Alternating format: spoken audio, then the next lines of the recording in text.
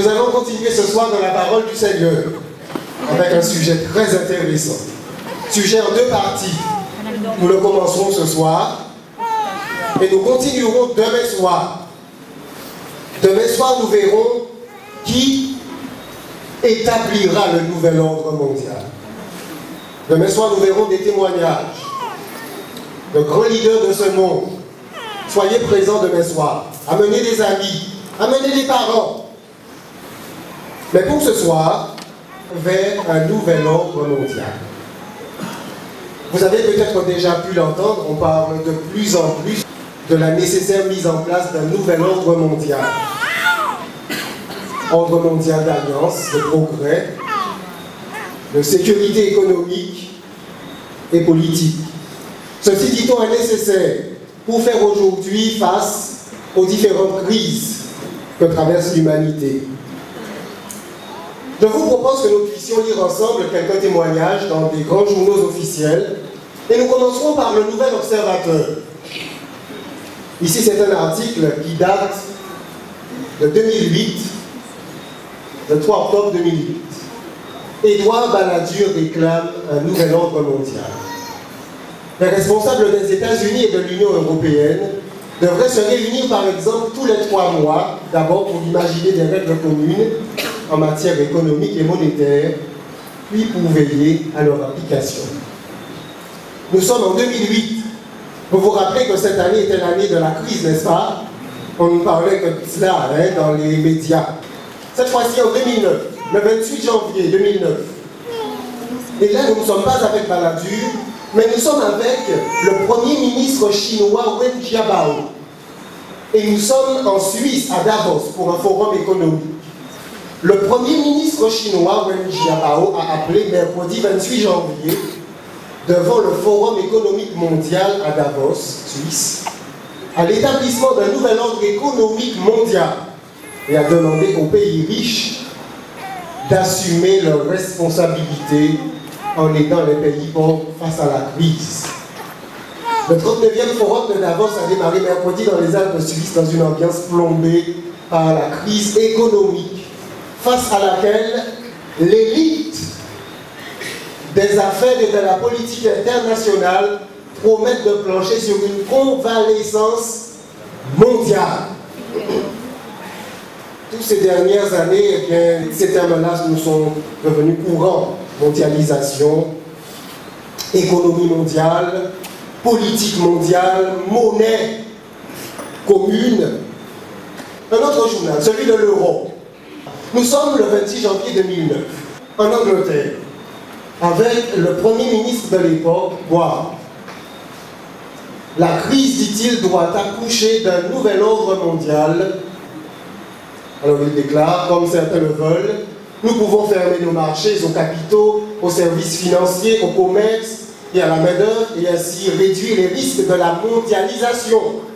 Mais cela diminuerait la croissance mondiale, nous priverait des bénéfices du commerce mondial et acculerait des millions de gens à la pauvreté.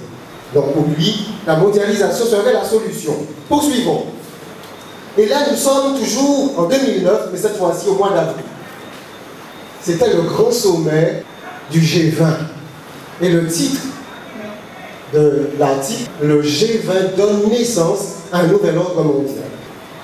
Vous avez remarqué qu'il ne s'agit pas simplement de rumeurs. C'était la déclaration de grands hommes politiques en France, en Angleterre, un homme de la Chine, donc les différents continents de ce monde sont touchés. Et le G20, ce sont les grands responsables, les grands leaders de ce monde. Quel monde? Quel projet de société nous prépare les grands leaders d'aujourd'hui? Aurons-nous la sécurité? Aurons-nous la paix? Serons-nous libres? Pourrons-nous nous intégrer dans la société de demain? Pourrons-nous prospérer? Aurons-nous la liberté d'exercer la religion de notre choix, selon notre conscience? Tournons-nous à présent vers le témoignage de la Bible. Parce que la Bible parle-t-elle de ces événements? Est-ce un livre dépassé? Évoque-t-il dans ces pages un pareil système pour la fin des temps, ou bien est-ce que la Bible est vraiment laissée de côté dans cette affaire? Nous évoquerons cette question en faisant allusion à un chapitre du livre de la Bible, le chapitre 11 du livre de la Genèse, évoquant la tour de Babel. C'est un petit chapitre très court, très intéressant. Les anciennes religions font référence à cet événement du déluge et aujourd'hui, vous trouvez des documentaires sur la tour de Babel. Pourquoi faisons-nous allusion à Babel? Parce que Babel, en réalité, c'est le premier projet de société. La Bible commence avec Babel, qui donne Babylone, et la Bible finit avec Babylone. La Bible commence avec Babel, et la Bible finit avec Babylone. Le dernier rappel de Dieu à l'humanité est celui-ci. Il se trouve dans le livre de l'Apocalypse, au chapitre 18. « Sortez de Babylone, mon peuple ». Donc, la Bible commence avec Babel et s'achève avec Babylone. Mais ce n'est pas simplement pour cela que nous faisons allusion à ce récit de Genèse chapitre 11 concernant Babel. Nous en faisions allusion parce que les grands leaders politiques eux-mêmes font référence à Genèse chapitre 11, font référence à la tour de Babel. Connaissez-vous ce bâtiment? C'est le Parlement européen. C'est une tour, le palais de l'Europe, hein, c'est ainsi qu'il est appelé. C'est une merveille de technologie. Mais sur Google Earth, qui est un programme de géographie que nous pouvons avoir, regardez ce qu'il est écrit. Vous avez vraiment des données 3D par rapport à ce bâtiment, et vous avez une inscription qui est très intéressante. Que je grossis pour vous et que nous allons lire ensemble. Le bâtiment Louise Weiss a été construit en 1999 par le gouvernement français pour 470 millions d'euros. Et ensuite, il a été loué à l'Union européenne. D'en haut, le bâtiment ressemble au chapeau de Napoléon. La tour de 60 mètres de haut, avec les bureaux du même, a été délibérément quittée inachevée. Il est inspiré par le Colisée à Rome et la peinture de Pieter Bruegel, la tour de Babylone. Le Parlement européen est inspiré de la tour de Babylone de Pieter Bruegel. Nous allons voir de qui il s'agit. L'hémicycle est localisé dans un dôme ovoïde. Les 785 parlementaires ont été directement élus toutes les 5 années et représentent plus de 500 millions de citoyens dans 27 pays. Voici la tour de Babel de Bruegel. C'est un homme qui a vécu de 1525 à 1569, il est mort jeune, à 44 ans. Et ce tableau a été fait en 1563. Il représente la tour de Babel. L'architecte du Parlement européen s'en est inspiré pour réaliser la tour de l'Europe. Et ici, vous voyez la tour de l'Europe en 3D. Vous voyez ici cette tour avec un centre à l'intérieur. Et vous voyez ici, regardez bien, hein, c'est toute cette partie-là qui commence en haut et qui décline jusque vers le bas, inachevée. Pour donner vraiment l'illusion de la tour de Babel. D'ailleurs, ce n'est pas simplement un avis. Ici, vous avez un poster qui a été réalisé par le Conseil de la coopération culturelle qui faisait la promotion de la construction du Parlement. Et regardez ce qui est écrit en anglais. Europe, many tongues, one voice. L'Europe, plusieurs langues, une voix. Donc voyez-vous, il s'inspire directement de la tour de Babel, c'est clair. Maintenant, regardez bien. Vous avez ici la tour en construction et vous avez les différents personnages. Exactement comme l'image que nous avons vue tout à l'heure, celle de Pieter Bruegel, je retourne en arrière, voilà. Donc vous avez la tour ici, inachevée, et vous avez des personnes juste à côté. Donc dans le poster, vous avez la tour, inachevée, et vous avez des personnages ici. Mais très intéressant, tous les personnages sont carrés. Leur tête est carrée, leurs corps sont carrés. Ils sont tous carrés sauf un petit bébé qui est porté sur les bras de sa mère. Est-ce que cela signifie, est-ce que tout le monde rentre dans le même moule? Je vous laisse le choix de la réflexion. Mais en plus, regardez les étoiles qui sont en haut. Les étoiles, c'est le pentagramme.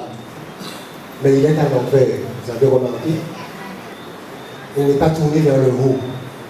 Je vous laisse le soin de poursuivre vos recherches pour connaître la signification du pentagramme inversé. Il y a eu de nombreuses protestations et le poster a été retiré. Vous pouvez le trouver encore sur les sites. Et voici la comparaison entre les deux. You walk many tongues, one voice. 1 Pierre, chapitre 2, versets 13 à 14.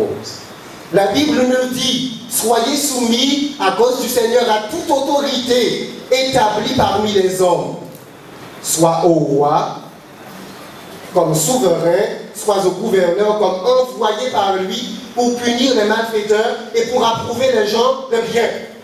Donc la parole de Dieu invite les croyants, invite les chrétiens à la soumission envers les autorités.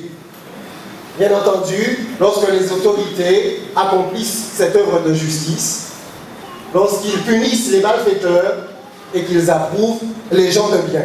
Et Pierre poursuit, car c'est la volonté de Dieu qu'en pratiquant le bien, vous réduisez au silence les hommes ignorants et insensés, étant libres sans faire de la liberté un voile qui couvre la méchanceté, mais agissant comme des serviteurs de Dieu. Honorez tout le monde. Et j'insiste sur cette dernière phrase, ce verset. Honorez tout le monde, aimez les frères, craignez Dieu, honorez le roi. Honorez votre président, honorez les responsables religieux, le Seigneur nous le demande. Mais la Bible, toutefois, bien que nous invitons à la soumission et à l'obéissance aux autorités, ne cache point la vérité. Elle révèle les vérités et nous devons le dire avec fidélité et avec bienveillance. Prenons notre Bible, si vous l'avez, parce que nous allons y rester un moment, et nous sommes dans le livre de la Genèse au chapitre 11, et à partir du verset 1er. Il est dit, toute la terre avait une seule langue et les mêmes mots. Absolument rien n'est là écrit au hasard. Il n'y a pas de hasard avec le Seigneur. Nous sommes dans un cadre global, nous sommes dans un cadre mondial. Il est dit, toute la terre. Toute la terre a une seule langue, les mêmes mots. Donc nous sommes dans un cadre parfaitement idéal. Aucune barrière liée à la communication. Les échanges sont parfaits. Une cohésion, une harmonie d'ensemble extraordinaire, jamais égalée jusqu'alors aujourd'hui. Nous sommes dans un domaine de communication. C'est ce que nous présente Moïse ici. Il nous dit, tout va dépendre. L'érection de la tour, la ville, tout le reste va dépendre d'une communication sans entrave. Or, aujourd'hui, par tous les moyens modernes que nous avons, l'Internet, les différents médias, on essaie rapidement de mettre en place un véritable village planétaire. Donc nous sommes dans le domaine de la communication. Moïse le dit bien, toute la terre a une seule langue et les mêmes mots. Aucune barrière. Au verset 2, comme ils étaient partis de l'Orient, ils partent, ils quittent une situation.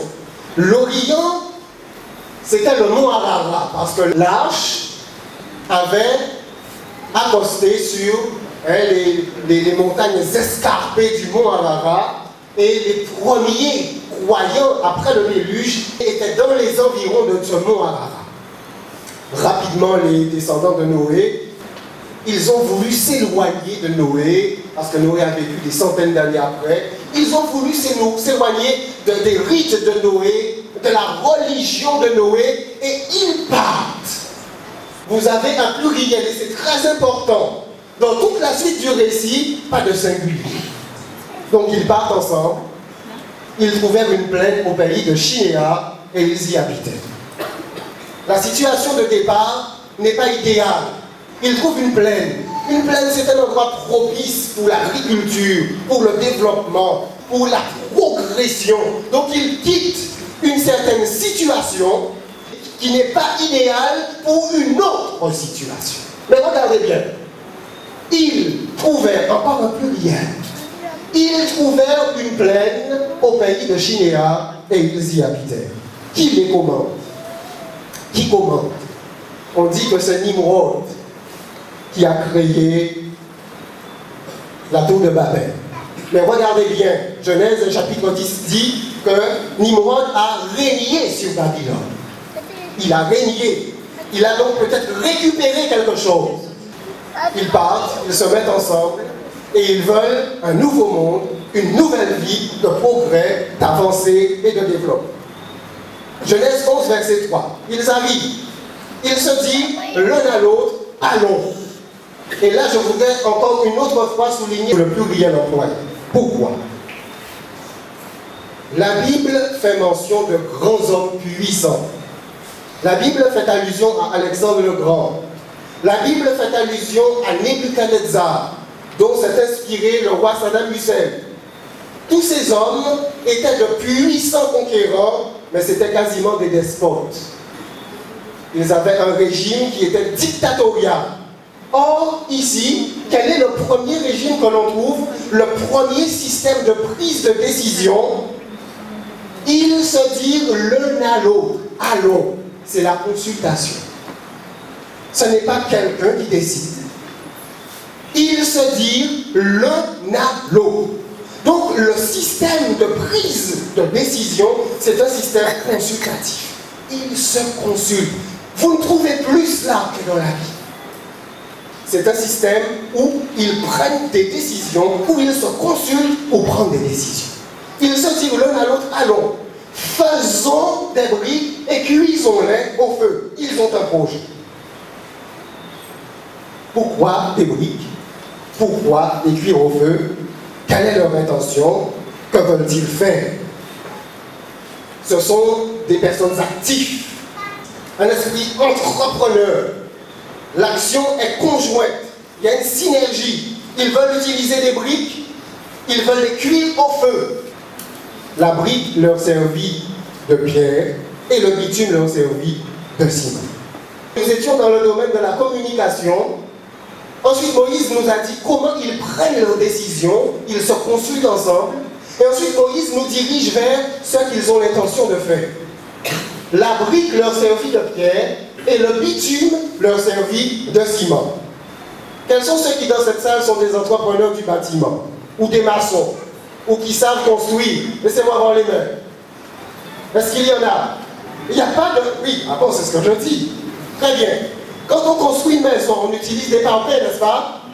Des parpaings, on utilise du sable, on utilise du gravier. Et qu'est-ce qui sert à coller le tout? C'est le ciment. Donc, dans le bâtiment, le ciment, on l'appelle un liant. Il sert à coller.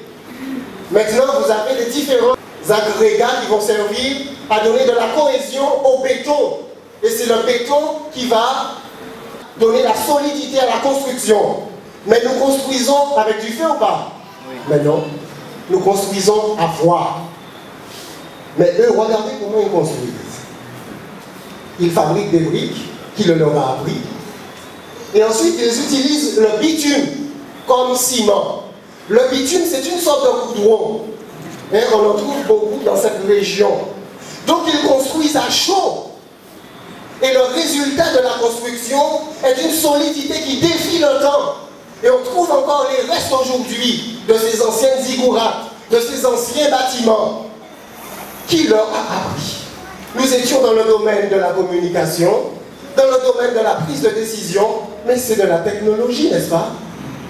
Nous sommes dans la technologie constructive, c'est de la science. Ces gens ne sont pas des arriérés comme on le pense, ils s'y connaissent. Et aujourd'hui, le même parallèle. Communication, prise de décision, consultation, technologie. Ils se disent encore, allons, bâtissons-nous une ville. Même synergie. Ce n'est pas un leader qui veut construire pour lui un impérateur, non. Il dit encore allons. Regardez leur unité d'esprit. Ce n'est pas pour rien qu'on choisit le symbole de Babel. Regardez leur unité d'esprit. Allons, bâtissons pour nous une ville. Ce n'est pas quelqu'un qui dit je vais me bâtir à moi comme Nebuchadnezzar plus tard. Nebuchadnezzar va dire, n'est-ce pas la Babylone la grande que j'ai bâtie? Là c'est différent, le système est différent.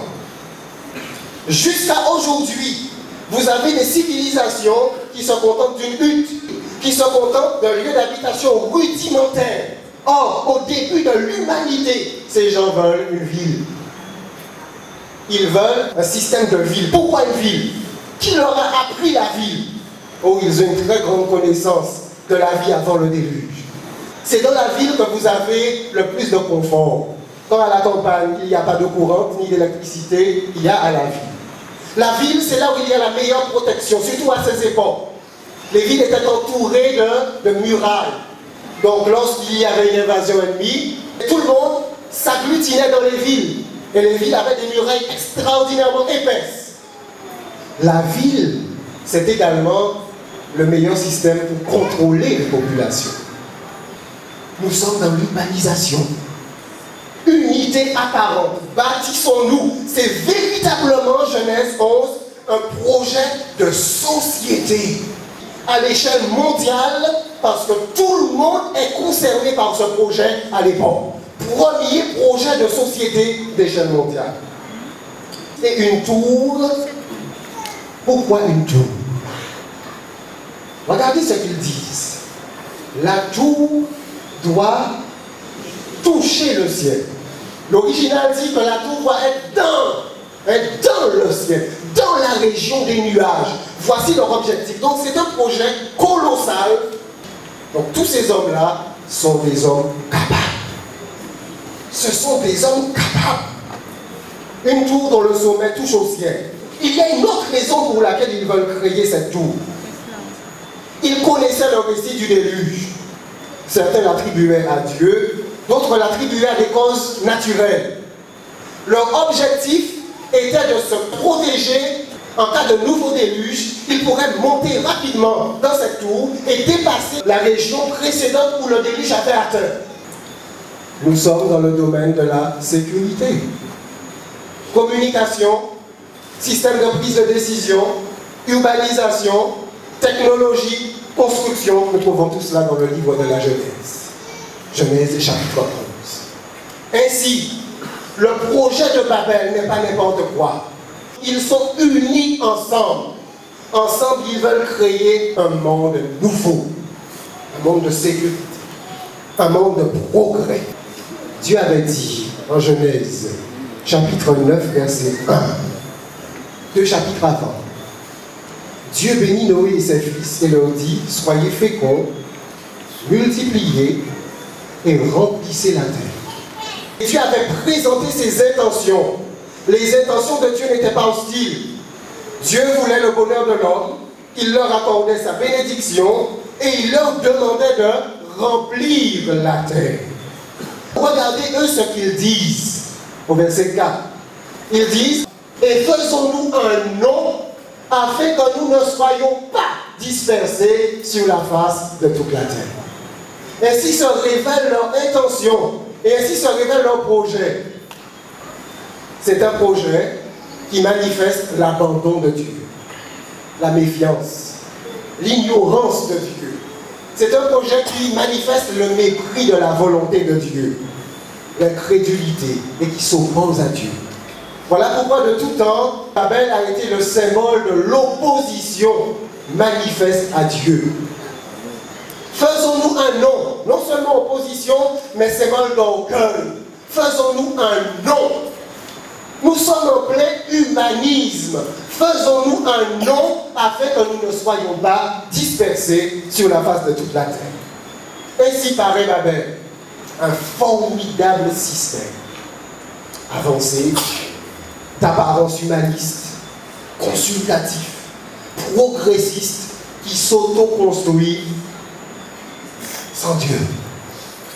qui s'unissant s'auto-construit sans Dieu. Babel, c'est un formidable projet de société sans foi et sans obéissance à la parole de Dieu. C'est la raison pour laquelle la parole de Dieu nous dit dans le livre de l'Apocalypse, au chapitre 14 et au verset 12, c'est ici la persévérance des saints qui gardent les commandements de Dieu et la foi de Jésus. Le livre de l'Apocalypse, c'est le dernier livre de la Bible, écrit par le dernier apôtre encore en vie, alors qu'il est sur sa fin. Il est écrit par l'apôtre Jean. Et Jean est en train d'annoncer des événements qui vont se dérouler à notre époque. Et il voit une époque difficile. Et il voit un reste. Et ce reste-là, il les appelle les saints. Et il les voit qui persévèrent. Donc ce sont les fidèles. Il ne met pas de nom, il ne met pas de religion sur eux, mais il présente leurs caractéristiques. Et voici leurs caractéristiques. Dans un temps d'apostasie généralisée, dans un temps de méfiance, dans un temps d'incrédulité, dans un temps de manque de foi, il voit un groupe de personnes qui persévèrent. Il les appelle des saints, mis à part, qui persévèrent à garder.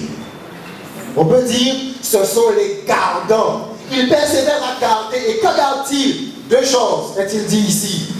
Ils gardent les commandements de Dieu. Quand tout le monde dit la loi n'est plus en vigueur, quand tout le monde dit les commandements de Dieu sont abolis, quand tout le monde dit oh, on ne peut pas vivre en gardant les commandements de Dieu, Jean lui voit un groupe de personnes à la fin des temps qui persévèrent à garder les commandements. Quand les leaders religieux, les pasteurs, les prêtres, quand ils disent non, les commandements ne sont pas si importants que cela, Jean voit un groupe, un reste fidèle qui garde les commandements de Dieu. Mais ce n'est pas tout. J'en vois une autre de leurs caractéristiques. Ils ont la foi de Jésus. Ils honorent Dieu, gardent ses commandements et ils honorent Jésus, ils croient en lui. Donc c'est un groupe de chrétiens. Ce sont les chrétiens qui croient en Jésus, n'est-ce pas vrai? Oui. Et Jean les voit, ils persévèrent dans un temps où les gens ne croient plus. Jean lui voit ce groupe de personnes qui gardent les commandements de Dieu et qui s'abandonnent à Jésus, qui lui sont fidèles, qui croient en lui, qui espèrent en lui. Dans un monde où l'on parle de progrès, dans un monde où l'on parle d'une situation de sécurité, eh bien Jean voit ce groupe qui persévère. S'il les voit qui persévèrent, c'est que les choses ne seront pas faciles. Mesdames et messieurs, quelle sera la situation de notre monde? Quelle sera la situation économique de notre monde à la fin des temps? Nous entendons beaucoup de discours, mais regardez ce que dit la parole de Dieu. En Jacques, chapitre 5, versets 1 à 8. À vous maintenant riches, pleurez et gémissez à cause des malheurs qui viendront sur vous. Vos richesses sont pourries et vos vêtements sont rongés par les teignes. Votre or et votre argent sont rouillés, et leur rouille s'élèvera en témoignage contre vous, et dévorera vos chairs comme un feu. Vous avez amassé des trésors dans l'air. Riches, pleurez et gémissez. Pourquoi? Au verset 2, vos richesses sont pourries, et vos vêtements sont rongés par les teignes. Il y en a tellement qu'ils ne peuvent pas tout mettre. Votre or et votre argent sont rouillés. Il y a un tel amoncellement de trésors, amoncellement de métaux précieux, amoncellement d'or et d'argent qu'il rouille. Comment Jean pouvait savoir cela? Il écrit quelques années après Jésus-Christ. Et nous sommes à notre époque aujourd'hui. Et il est en train de pointer du doigt la situation économique de notre monde. Et il montre que la richesse sera accaparée entre les mains de quelques personnes, les riches. Et il dit, vous avez amassé des trésors dans les derniers jours. Or, qu'assistons-nous aujourd'hui? Des monopoles financiers, des monopoles économiques et cela à toute échelle. Mais il ne s'arrête pas là. Voici le salaire des ouvriers qui ont moissonné vos champs et dont vous les avez frustrés crient. Et les cris des moissonneurs sont parvenus jusqu'aux oreilles du Seigneur des armées. Vous avez vécu sur la terre dans les voluptés et dans les délices. Vous avez rassasié vos cœurs au jour du carnage. Vous avez condamné, vous avez tué le juste qui ne vous a pas résisté. Ici, il présente une injustice sociale extrême. C'est ce qu'il présente. Bon, j'aurais aimé avoir pour vous de meilleures nouvelles. Mais je n'ai pas d'autre droit que de dire ce que la parole de Dieu déclare. Il présente une injustice sociale extrême. Le salaire des ouvriers a été frustré. C'est ce qu'il dit. N'est-ce pas toutes les grèves que nous entendons? Et les cris des moissonneurs. Donc les moissonneurs vont crier. Les salariés, les ouvriers vont crier. C'est une injustice sociale extrême. Ils crient si fort que leurs cris parviennent jusqu'à Dieu. Mesdames et messieurs, frères et sœurs, la situation de notre monde sera difficile. Elle sera difficile. Les riches, vous avez vécu sur la terre dans les voluptés et dans la délice. Vous avez rassasié vos cœurs au jour du carnage. Et je me suis posé la question, pourquoi Jacques écrit-il un mot si fort? Le mot carnage peut être traduit par le mot boucherie. Lorsque vous avez ce passage qui indique dans le livre des Actes que Jésus a été amené comme un agneau à la boucherie, c'est le même mot. L'apôtre voit notre époque de difficultés sociales, de difficultés économiques comme une véritable boucherie. Et il dit au jour du carnage.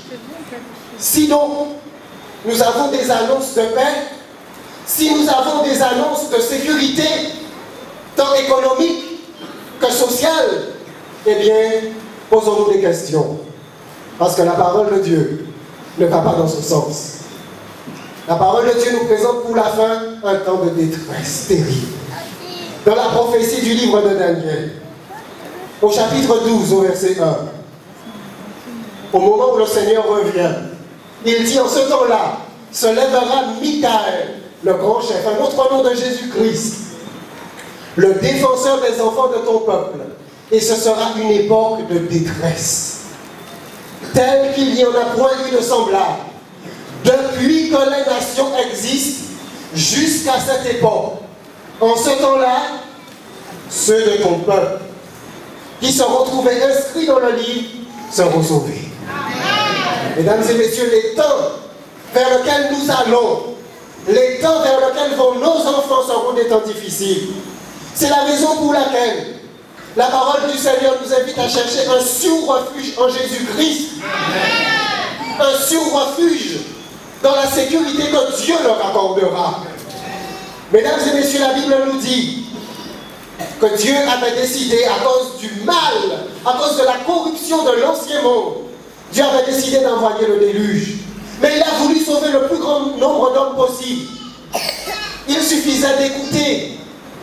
Il suffisait d'écouter Noé, d'accepter son invitation et d'entrer dans l'arche.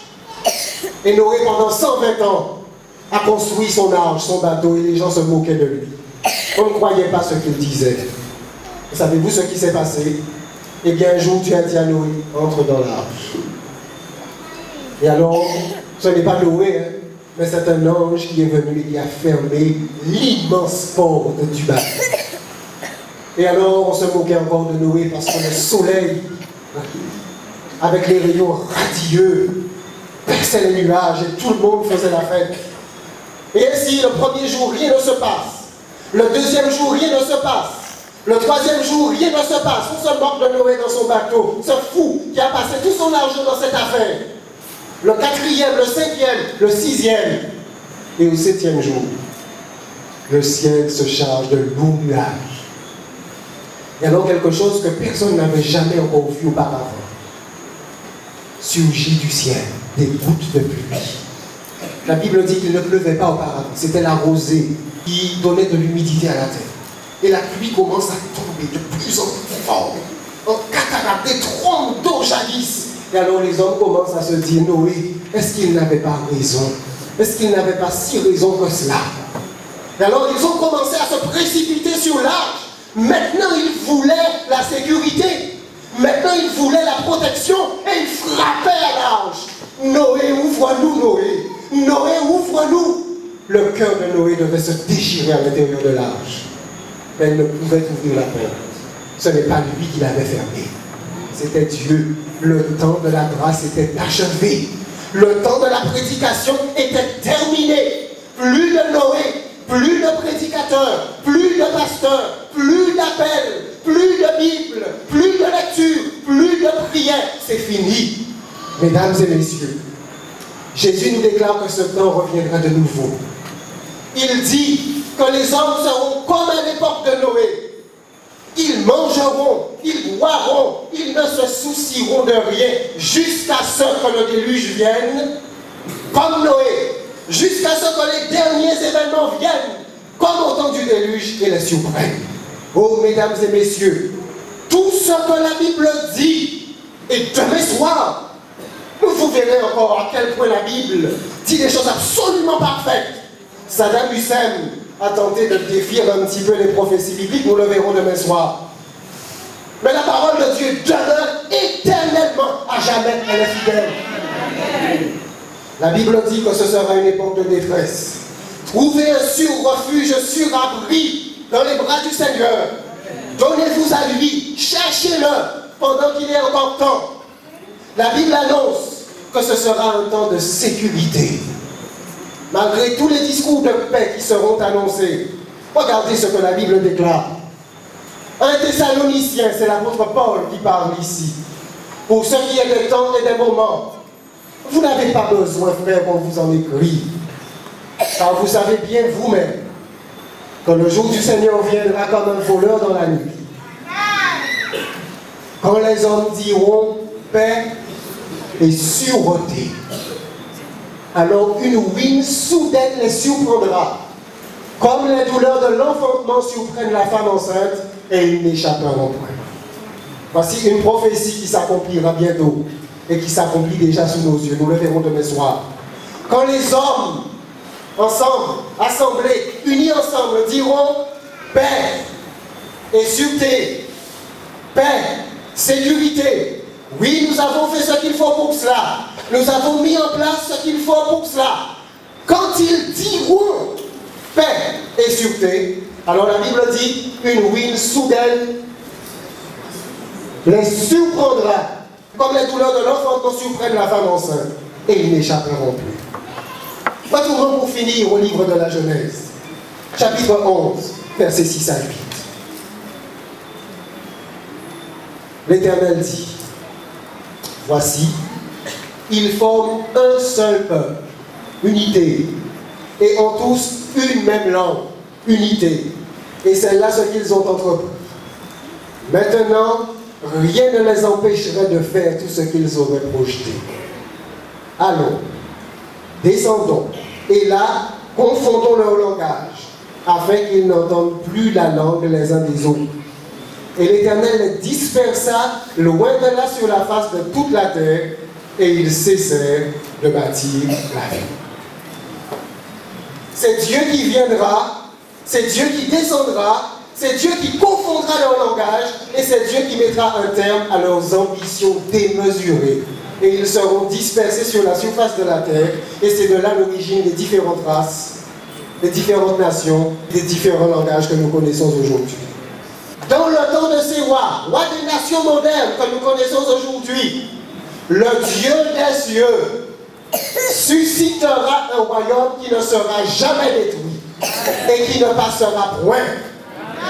Sous la domination de notre peuple, il brisera et anéantira tous ces royaumes-là et lui-même subsistera éternellement.